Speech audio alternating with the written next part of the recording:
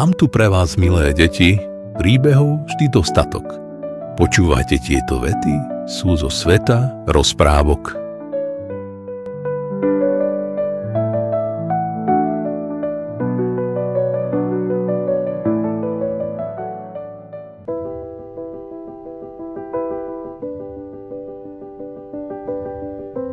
Rozprávka o Tereske a Zubárovi. V jedno slnečné popoludnie, keď sa všetci vonku smiali a hrali, Tereska sedela doma na gauči a držala si líce. Už pár dní ju bolel zúbok, ale dúfala, že to samo prejde.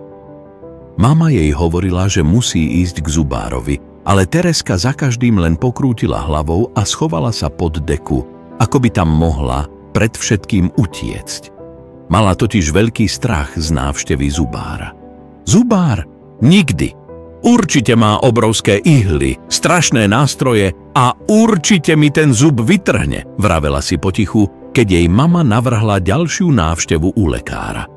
Jedno ráno však už zúbok bolel tak veľmi, že Tereska ani nemohla zjesť svoju obľúbenú raňajkovú kašu. Sedela pri stole a slzy jej tiekli po lícach. Mama s ockom si vymenili starostlivé pohľady.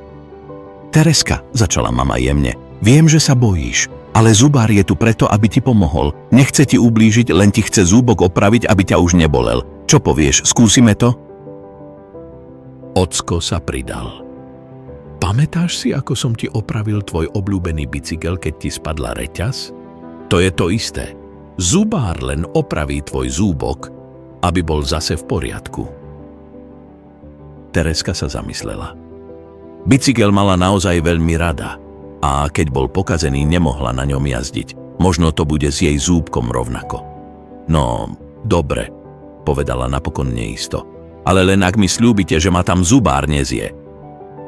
Rodičia sa zasmiali a hneď sľúbili, že Zubár je veľmi milý pán, ktorý má rád deti a určite ich neje. Keď prišli do zubnej ambulancie, Tereska sa pevne chytila maminej ruky. Všetko vo vnútri jej pripadalo veľmi zvláštne. Biele steny, čisté kreslo, ktoré vyzeralo ako vesmírna loď a rôzne prístroje, ktoré vydávali zvláštne zvuky. Zrazu sa otvorili dvere a do miestnosti vstúpil Zubár. Bol to starší pán s veľkými okuliarmi, v ktorých sa Tereska videla ako v zrkadle. Na hlave mal vtipnú modrú čiapku s obrázkom zubnej kefky. Ahoj, Tereska, povedal Zubár veselým hlasom. Počul som, že ťa trápi jeden neposlušný zúbok. Tak ho poďme spolu skontrolovať. Neboj sa. Neboli to viac, ako keď ťa niekto pošteklí pod bradou. Tereska sa trochu uvoľnila. To znelo lepšie, ako si predstavovala. Pošteklí? No dobre, tak to skúsim. Pomyslela si a pomaly sa posadila do kresla.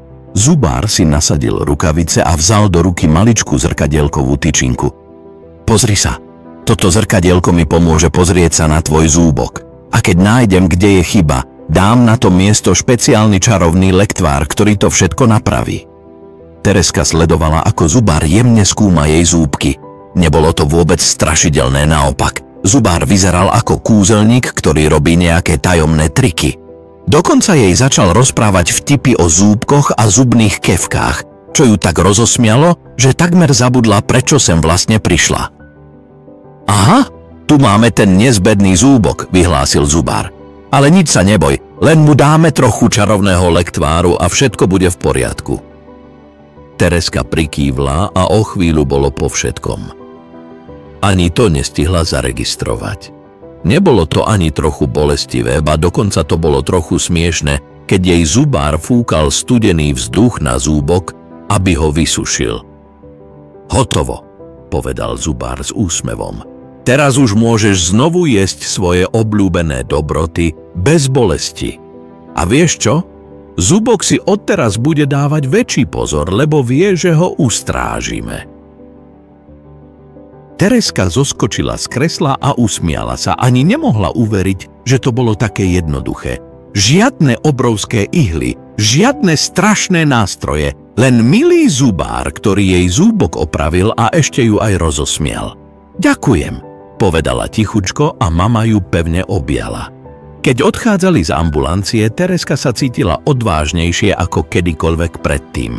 Zubára sa už viac báť nebudem, povedala rozhodne. Je to vlastne celkom zábava.